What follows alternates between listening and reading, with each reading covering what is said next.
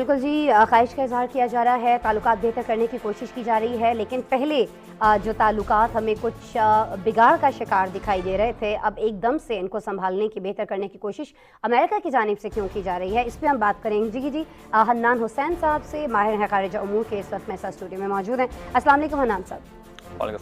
हन्नान साहब बहुत शुक्रिया पहले तो स्टूडियो में आने के लिए। अच्छा हन्नान, ये फरमा दीजिएगा कि जो बाइडन के सदारत का मनसब संभालने के बाद से हम ये देखते चले आ रहे हैं कि दोनों ममालिक के दरमियान, सऊदी और अमेरिका के दरमियान जो ताल्लुकात हैं, काफ़ी सदमहरी का शिकार दिखाई दिए। वॉल स्ट्रीट जर्नल ने तो यहाँ तक दावा कर दिया कि रूस यूक्रेन जंग के बाद जब अमेरिकी सदर ने सऊदी क़यादत के साथ टेलीफोन पर राबिता करने की कोशिश की तो वो कोशिश कामयाब नहीं हो पाई थी, बात नहीं हो पाई थी। अब ऐसा क्यों है कि वाशिंगटन जो सऊदी अरब को तनहा करने की कोशिश कर रहा था, अब सऊदी अरब को एक बार फिर से इतनी ज़्यादा अहमियत दे रहा है? क्या ऐसी तब्दीलियाँ, क्या ऐसे बड़े वाक़यात हुए जो एकदम से यू टर्न लिया गया? लेकिन इसमें सबसे बड़ी बात तो ये है कि जब से रूस की इन्वेजन हुई है यूक्रेन के अंदर, तो जो एनर्जी की जो प्राइसेस हैं उसमें बहुत बड़ा स्पाइक नज़र आया।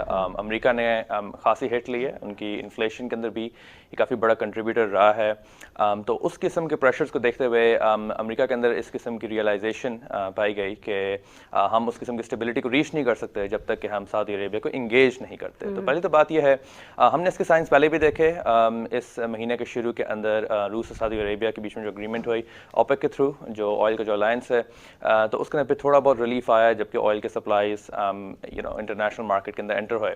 अमेरिका की ख्वाहिश तो ये होगी कि ज़्यादा से ज़्यादा सप्लाईज आ जाएँ, बट उसके अंदर मुझे वो होता बहुत ज़्यादा इसलिए नज़र नहीं आ रहा क्योंकि सऊदी अरेबिया की पोजीशन ही बिल्कुल ठीक है कि जिस किस्म की कॉन्फ्लिक्ट के अंदर अमेरिका खुद को पाता है और वेस्टर्न पावर्स भी पाती हैं, वो सऊदी अरेबिया की तो मेकिंग नहीं है और ना ही ये यूनाइटेड अरब एमिरेट्स की भी है। तो फिर इन चीज़ों को देखते हुए देखना ये होगा कि अमेरिका जो दावा करता है ऑयल सप्लाईज के लिहाज से, तो वो तो सऊदी अरेबिया और यूएई जो हैं वो अपने लिहाज से मार्केट सप्लाईज को देखते हुए करते हैं।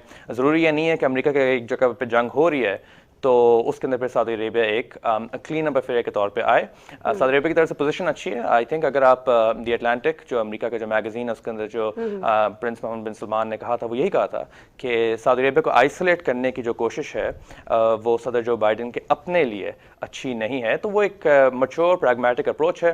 क्या अमेरिका उसी वेवलेंथ पे आएगा, ये देखना होगा। ठीक है। अच्छा, तवानाई के अलावा दीगर और क्या उमूर हो सकते हैं जिन पर बात की जा सकती है? क्योंकि पहले हमने देखा जो कशीदगी बढ़ी थी वो बढ़ी थी रशिया और यूक्रेन के मामले को लेकर।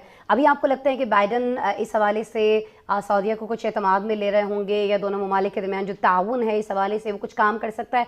ख़ास तौर पर ये जो जंग इस वक्त जारी है इसके ख़ात्मे के लिए या इसमें अमेरिका की पोजीशन बेहतर करने के लिए कुछ एफर्ट करेंगे जो Biden? I think Saudi Arabia की यहाँ तक कोशिश होगी कि वो अपनी जो एनर्जी सप्लाईज के लिहाज से अमेरिका को कम्युनिकेट कर सकें कि जी हम उस किस्म की अरेंजमेंट की तरफ आ सकते हैं। थोड़े बहुत साइंस हमें नजर आए थे, महीने के शुरू में भी आए, तो आगे उसका बढ़ना जो है वो बिल्कुल मुमकिन है। साथ साथ मेरे ख्याल से जो डिफरेंट इशूज़ हैं उसके अंदर ईरान का जो इशू है उसकी वजह से अमेरिका को सऊदी अरेबिया के करीब होना मतलब कि उसकी बड़ी ज़रूरत पेश आई, वो इसलिए क्योंकि जो न्यूक्लियर डील है जो कि अमेरिका स्ट्राइक करना चाह रहा है ईरान के साथ, उसके अंदर कुछ डिफरेंट नॉन न्यूक्लियर इश्यूज हैं जिसकी वजह से वो अभी थोड़ी सी टंगी हुई है। और सऊदी अरेबिया का तो बिल्कुल ये कहना है कि जी जिन ग्रुप्स के थ्रू हमें अटैक्स मिल रहे थे यमन के बीच में से, उनको सऊदी अरेबिया कहना यह है कि ईरान की बैकिंग हासिल है। तो उस लिहाज से फिर सऊदी अरेबिया को एतमाद में लेना अमेरिका के अपने लिए भी अच्छा है, और क्योंकि वो न्यूक्लियर डील अभी बहुत ज़्यादा एक पॉजिटिव अप्रोच की तरफ नहीं जा रही, तो इसलिए एक इत्तेहाद और इत्तेफाक बनने के चांसेस बढ़ जाते हैं। अच्छा हन्नान, ये फरमा दीजिएगा कि जो बाइडन खलीज ताउन काउंसिल का जो सरबराह इजलास होने जा रहा है उसमें भी शिरकत कर रहे होंगे।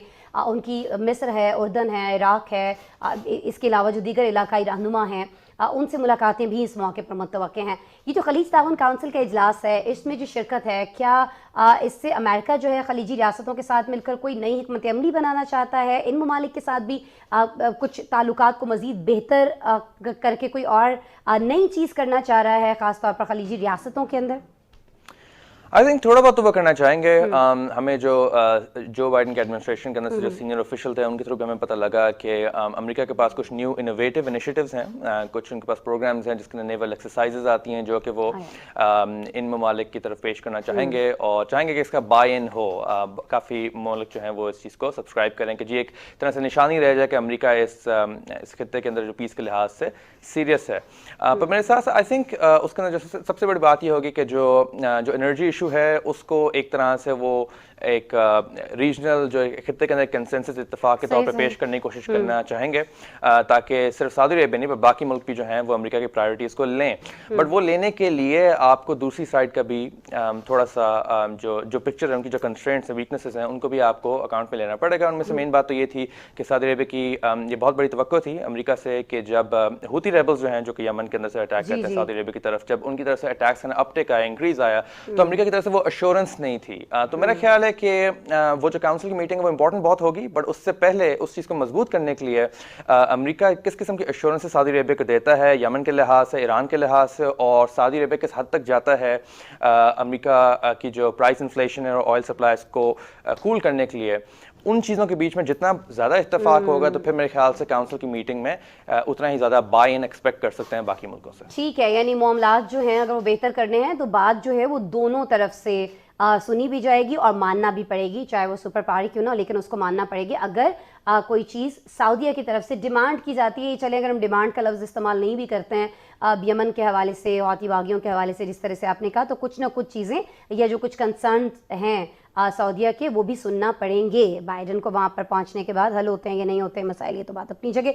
बहरहाल हनान, आप हमारे साथ मौजूद थे, बहुत शुक्रिया आपके वक्त के लिए। हनान हुसैन साहब माहिर हैं खारिज उमूर के, अपना तज्जिया दे रहे थे। ये जो बाइडन दौरा करने जा रहे हैं, एक अहम दौरा, ख़ासतौर पर सऊदी अरब से अब जो ताल्लुकात में बेहतरी चाह रहे हैं, ताल्लुकात में वो तो बेहतरी पहले भी चाहते थे, लेकिन उनकी टेलीफोन कॉल्स जो हैं वो अटेंड नहीं की गई थी। और ये वॉल स्ट्रीट जर्नल का कहना है कि जी ऐसा हुआ था, एक बड़ा दावा जो किया गया, इसकी कोई तरदीद नहीं आई थी वाइट हाउस से, इसलिए इस बात पर बहुत सारी बहस जो है वो भी काफ़ी रोज़ तक होती रही कि ऐसा किया गया। उसके बाद दिखाई नहीं देता था कि कोई मुस्तकबिल करीब में या आने वाले वक्त में कुछ ताल्लुकात बेहतर करने की अमेरिका कोशिश करेगा, लेकिन अब ये कोशिश की जा रही है। इससे पता चलता है कि सऊदीया जो है अभी भी अमेरिका के लिए बहुत ज़्यादा अहमियत रखता है, लेकिन अमेरिका को भी कुछ बातें जो हैं वो मानना पड़ेंगी अगर ताल्लुकात में उस तरह की बेहतरी चाहिए जिस तरह की बेहतरी अमेरिका चाहता है।